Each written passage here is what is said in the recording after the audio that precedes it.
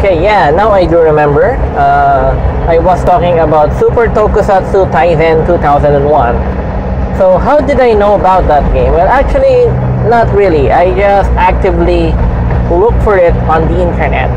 Although, even when I was a child, I was already playing the Super Robot Taisen series. The actual first Super Robot Taisen game that I played was actually Super Robot Taisen 2 and then 4. Yeah, quite a big leap, isn't it? I actually remember playing 4 first, then not getting far with it because I did not understand much, but I really, really love Super Robot Taisen 4 because Daimos is in it. That's the first, I think, the first mecha anime that I recognize in that game. Although I do recognize the Gundams, it's because in the Philippines, in the toy section, sometimes you would see their SD Gundam series. And I recognize them because, you know, they are very, I guess, design-wise, you know, the big eyes with the irises.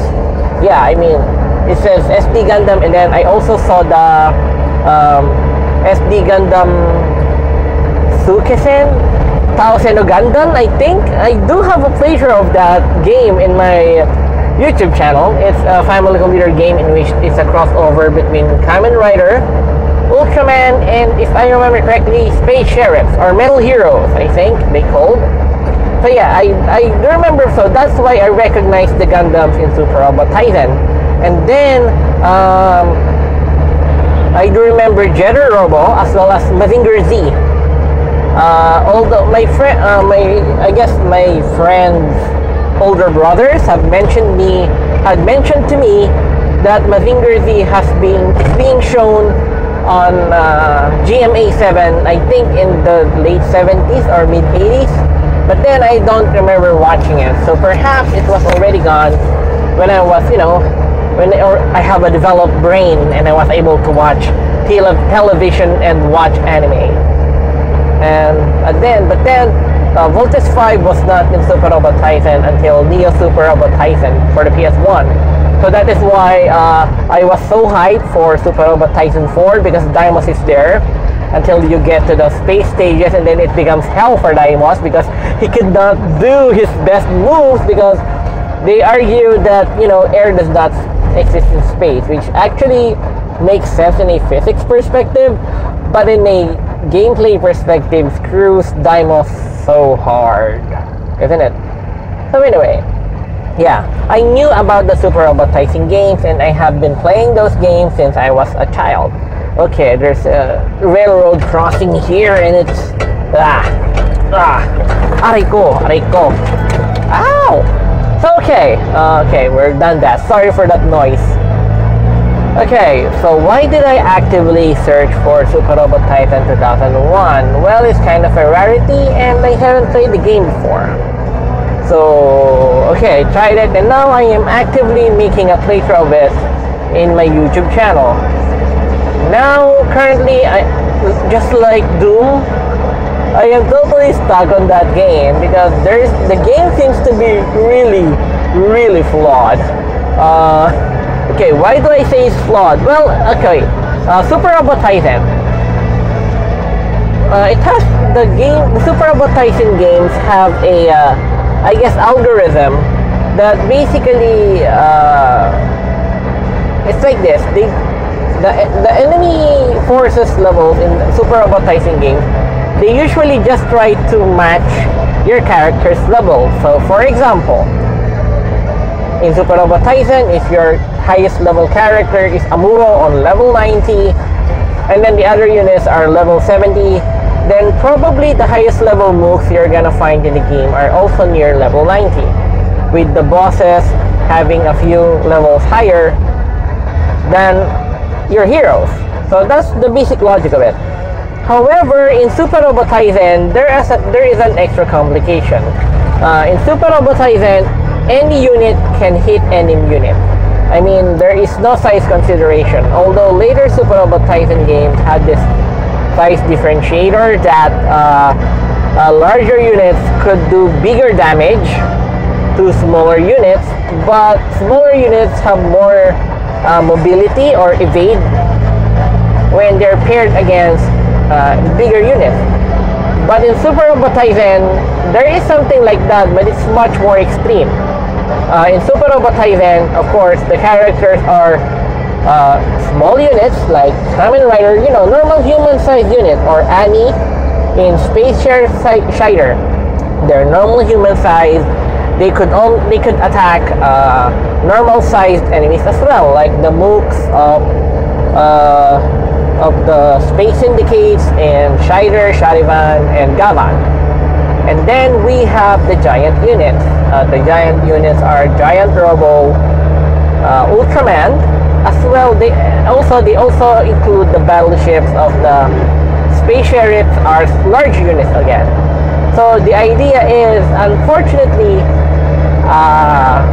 most of the small units have no attack to hit the giant unit. So for example, there are levels that almost screwed me out, like the Baltan levels, the levels where Baltans attack Earth and you're forced to deal with them with a lot of Baltans. Now here are the issues. Not every level has a large enemies, and so in those levels, how can you level up your giant units like Daitetsujin 17, Giant Robo? And as you can see on that playthrough, there's that part with the Baltan invasion, that the Baltans have quite a lot higher level than my units that could attack them. If you would see I think my last two videos of it, yeah, it becomes really, really bad, to the point that I was forced myself into sniping the enemy and become really creative with my gameplay just to finish a single level. But I really have no way into leveling up giant units like Ultraman, and worse, again, since if you're typically in that game, it's going to be expecting that your highest level units are the normal units, the ones that could not hit giant units, like your original character, the Space Sheriffs, the Kamen Riders. So if those Kamen Riders have a level of 40, and then your giant units like Ultraman, Ultra 7 only have a level of 30 plus, or maybe 20 or even lower, it's gonna be worse, because when those giant units appear, they're gonna be based on their levels are gonna be based on your highest units, which is in my gameplay is my original character as well as the Kamen Riders, which means we now have a fight between the Ultramans and other giant units like Daitetsujin 17 and Giant Robo. They are on level 20s, and then those enemies are level 45 plus, which is kind of dumb. And it's the game's logic that basically screwed me over. However, besides that, there is this really, really annoying level, which is where my current gameplay playthrough is currently totally stuck right now. There seems to be this level, and there's this bad guy from Kamen Rider Black is fighting the main character from Kamen Rider Black. And Kotaro's level is only less than level 40, but this guy's level is 54. How did that happen? I really have no idea. So yes, then what even makes it worse is that on other levels, there are enemies that you could easily kill, so you could increase your morale, and then when you have a high enough morale, you could use your character's best moves. So in a typical level, even though there is a huge level discrepancy, what I do instead is separate the heroes, avoid the boss, kill the mooks, increase the morale, and then use the finishing moves to, if possible, one hit KO the enemy. But I cannot do this in this scenario because there are no mooks in those fights. So currently I'm totally stuck with that level because, well, my characters are in the late 30s, early 40s level, and then the enemy is level 54. Upon trying to get some help or research about the game, I have discovered that if you allow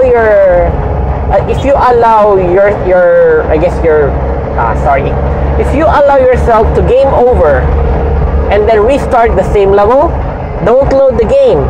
Don't load the save file. Just, pick the choice that restarts the level.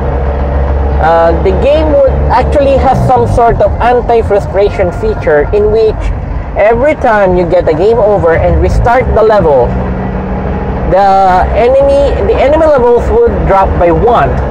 So although there is now the distinct possibility of lowering that boss level from 54 to perhaps, something equal like 40 or 39, that's a lot of time wasted. So right now, I am unbelievably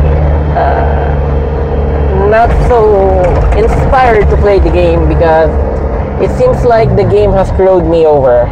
And unfortunately, Super Robot Taisen 2001 seems to be a very flawed game. But I still plan to brave through that game and finish it because I really wanted to finish that game. So okay, right now I totally have no idea I'm not sure what to talk about. So I guess on this part, I would perhaps talk about something totally unrelated. Since I will consider this upload to be like a pseudo podcast. What I'm gonna do is talk about something totally unrelated to me or my channel. And what I'm gonna talk about is stuff that is, about my country. Not to mention politics. So yeah, this is the part where it gets dicey because there would be a lot of opinions, probably even biased opinions. So if you hear something that you don't like, I'm sorry, but again, this is just my opinion. I won't probably say anything probably insensitive, but I will just be honest and frank.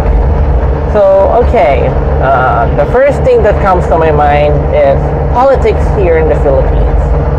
Now, the Philippines, in my opinion, is sadly pretty corrupt.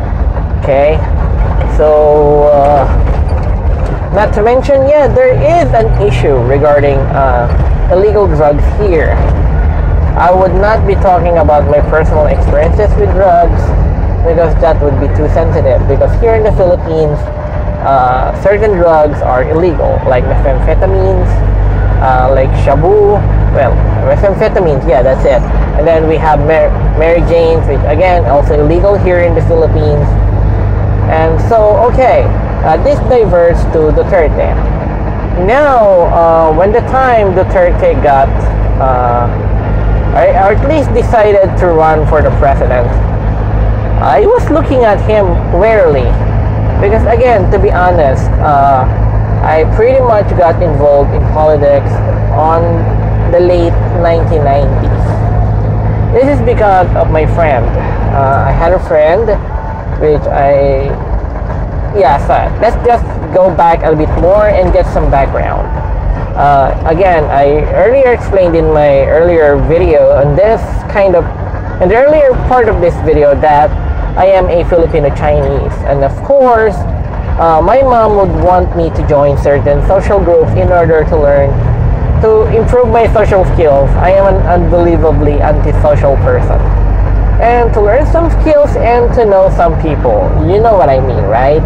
So, okay, after that, I joined this group called the Lions Club. Some people would recognize that. And I got involved with one of their, I guess, subdivisions called the Leo Club. So I guess you would consider this to be the younger version of the Lions Club, in which the members are teenagers or children, depending on the context. So anyway, it was on this group that I met some people. And one of them is a city mayor's son. Let's just call him L. Well, when I knew that, after that, of course, very rarely, we get to talk about politics. And due to that, it's the time where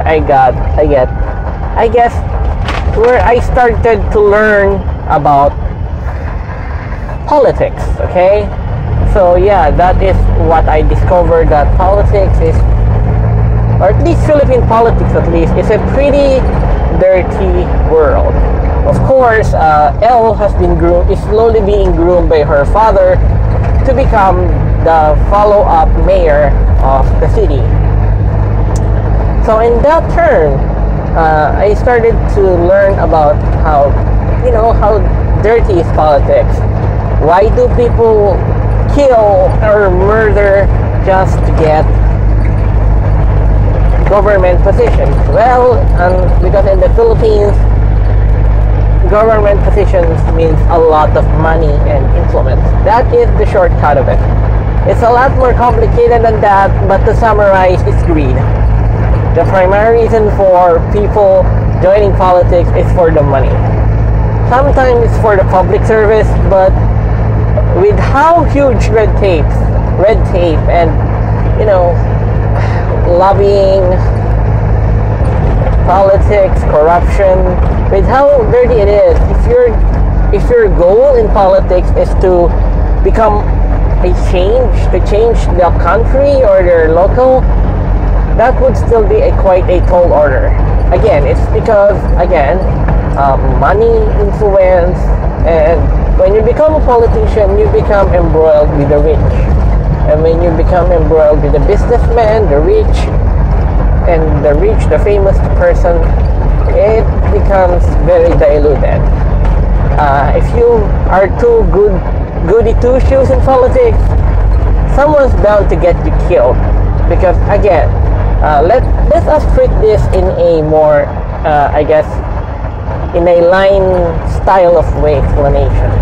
For example, if you were to be an unbelievably honest and very good politician, no stench of corruption, that is your plan when you got voted into power. Which again, it's another thing altogether, because how can you win without influence and money, and where are you gonna get that money in the first place? Okay, let's just say you're totally honest, no corruption. Then the people who are actually expecting to get some money out of government projects will be angry at you, which could put your life in jeopardy.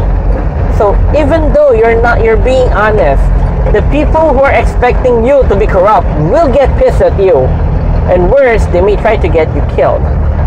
So that's how dirty it is. Back to my friend Elle. He is the kind of person that is, I consider him to be a pretty nice guy. But unfortunately, politics makes him, to be frank, I would be using a pretty harsh word to him. The best he could do is to be a yes man at both sides. Why? It's like this. I guess you could consider him similar to the previous administration in the Philippines, the Noynoy Aquino administration. The dicier part of that administration is, again, he became somewhat of a yes man. He is trying to please everybody. Because if you do not try to please everybody, you could get yourself removed from power because of some powerful people. That is basically the reason why there is two presidents that got removed from power in our country. One is Marcos and the other is Erap Estrada. If we're gonna talk about Erap Estrada, he pissed off the wrong people. For Marcos, it was both. He pissed off the wrong people and pissed enough ordinary Filipinos in order for them to combine, and with some unbelievable strokes of luck, they were able to scare the Marcoses enough that they would leave the Philippines. Of course, the corruption of the Marcoses is a different matter altogether. But of course, okay, let's go back to the politics. Now, okay, since I have learned how dirty politics is, when Duterte was certainly trying to has become a candidate for the presidential race, I kind of wanted like him, but then my pessimism in Philippine politics made me aware of him, because out of all of them, he was the one with the biggest promises. He is the most boastful. He was the one trying to say he's gonna rid all the drugs, he's gonna rid corruption. He has the biggest promises. And unfortunately, in my experience with people, when people are loud, he is either really willing to do that, which is unlikely because he is a politician. You do not become a politician by becoming too clean, because you will not survive being a politician becoming too clean, because like I mentioned earlier, in politics, I guess corruption in politics has already embedded in the actual culture. So even if you decide to become non-corruptible at all, the people expecting you to be corrupt will get angry at you. So okay, back to that. That's why I am wary of him, and all in all, last in the end, when he won, I wasn't sad, but more like I'm wary of him because, again, if you would look at the Facebook social media interactions between late 2015 to early 2016, there was a sudden boom in Duterte articles. He was the talk of everyone. And what surprised me, he even got through to some of my friends who are fellow geeks or nerds like me. And some of them currently now are pretty much Duterte fanboys. However, what made me more wary on him before election time, which is my final catalyst of not voting him, I actually voted on Miriam Defensor Santiago with Leni Robredo as vice president. So why did I do that? Why Leni Robredo? Well, because he, in my opinion, he is the best, I guess, second best choice against Bongbong Marcos. You know that the Marcos is already corrupt. They have proven themselves to be, lining up their pockets and stashed millions upon millions of valued goods, money, among other things, and they know their propaganda because I have researched extensively about their propaganda efforts during the Marcos years, which is almost 2 decades. And what made me aware about this is that although Duterte was trying to be his supposed VP partner, which is Senator Cayetano, I'm weirded out by that because on his whole, I guess, campaign, he is very, very close to the Marcoses. And with the Marcoses style of propaganda also happening on Duterte, that is the part that actually started to worry me, because there was a lot of embellishing to the point that I became suspicious. When it's like when a game gets unbelievably hyped, it's gonna be disappointing. I kind of felt the same way when Duterte was campaigning for the presidential seat. But I guess that's really effective because some of my friends, which do not care on politics one bit, some of them have became Duterte fanboys. Even today, to the point that some of them even, became aggressive to me when I tried to debunk some news related to Duterte and bashing other people like the Liberal Party. That surprised me because, again, my friends, that friend of mine also plays Super Robot Tyson games. I do not consider him a dumb person. He is pretty much educated. However, he totally believes in Duterte's promises into getting rid of drugs and killing the drug pushers. I am not sure about, but looking at his Facebook wall right now, it seems that is the part where he believes Duterte the most. For me, I am not, because again, Duterte is primarily a politician. That is the biggest thing to me. Since he is a politician, I do not expect him to follow through with his promises all the way. Okay, besides that, Again, Duterte has the strongest social media presence. He has multiple people talking about him, and you know what disappoints me most is, let's talk about the fan base. Any fan base. Let's talk about the Five Nights at Freddy's fan base or the Undertale fan base. What do you think about them? They're toxic, right? If anyone bashes their game, these people, when you bash their favorite game, expect to be flamed, be sent death threats, among other else. That is literally what I felt on the Duterte fan base when he was on full gear on his running for the presidential seat.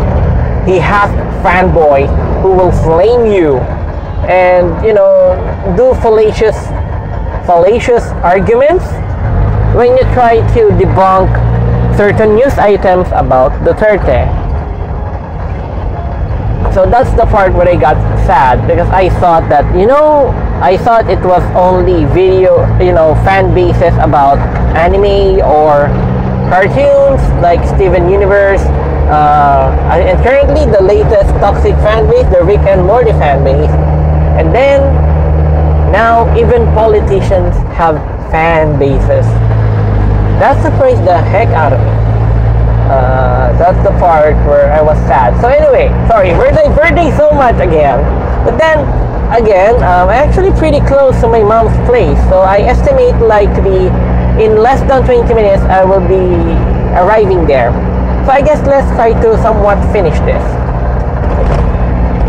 Okay, when Duterte, he made his promises and... Okay, do you know what happened to... if you are from the US or other countries, the most, the most propagated information about the Philippines ever since Duterte took the office is the EJ case or extrajudicial killings. Are they true? To be frank, yes. Because what do you define an extrajudicial killing? Well, it's basically killing without due process. That's the most basic fact of it, right? But my definition of it is basically if someone gets killed without process. For example, we have this thing called sinalvage. Sinalvage. It's like someone salvage a person. So unfortunately, everyone could just salvage anyone, right? But of course, here in the Philippines, there are, say, some police stations will have this like hitman people. Even before Duterte's time, there is actually this sort of police gangs. Of course, they are not really uniform when they execute people, but let's just say they are police which have experience. They would have this hit list, or sometimes even a sort of, not hit list, I guess some sort of bounty to certain people they know to be criminals. Okay. Now, by logic, and then they kill these people. Because, since the Philippines is pretty corrupt, there's the possibility of justice being too slow they would resort to this in order to kill some pretty persistent criminals. Criminals that don't change even though they have been caught multiple times already. Okay, on theory, that sounds good, right? Since the justice system is slow or inefficient, they do these extrajudicial killings to kill or remove these criminals off the street. But here is the second part. My biggest issue with Duterte's EJ case is that he basically endorses this. Not directly, of course. I mean, he doesn't need to put those hit lists on his own. I mean, the local police stations could do that by themselves. However, they do have the president's promise that he would protect the police no matter what happens. Let's not put too much thought on why Duterte would say this, but perhaps a part of it could be the idea that, most dictators or whatever leader, if their police or their military does not listen to them anymore, they would not last long, right? Since the police and the militaries are the ones that keep law and order. Not to mention they have the ones with the guns or the weapons, right? So okay, so unfortunately, since even as a mayor, there was already rumblings of him making his own personal hitman in order to kill undesirable people in his city.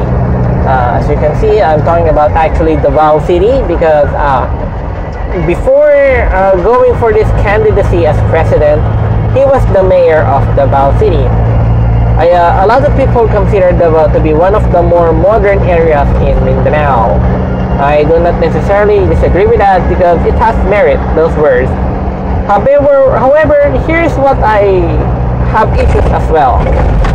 Even on that time, some people had already discovered, like Senator Leila de Lima, especially when she was still, I think, in the Department of Justice. She has already known that Duterte and his family have already been involved in drugs as well as extrajudicial killing.